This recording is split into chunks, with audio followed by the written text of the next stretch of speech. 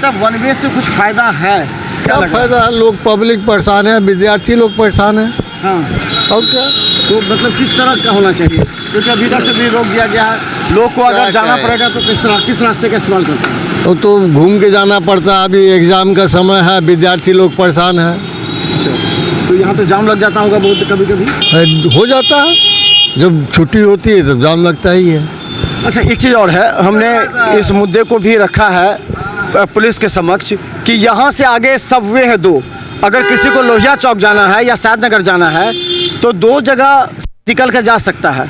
तो यहाँ से अगर एंट्री होगा तभी जा पाएगा, तो यहाँ रोक दिया, यहाँ की जगह आगे क्यों नहीं रोका जा रहा? हाँ, ये बात सही है, आगे से भी शादनगर जाने का रास्ता है, निकल जाएंगे, शॉर्ट रास्ता निकल जाएंगे। शादनगर जाना हो, लोहिया चौक आपको एक ही तरफ जाना हो, उनके लिए ठीक है। तो क्या लगता है कि एक ब्रेकर जैसे यहाँ लगाया गया है उसी तरह एक ब्रेकर वहाँ लगा करके लोग उसको डाइवर्ट एकदम सही बात है, होना चाहिए वही।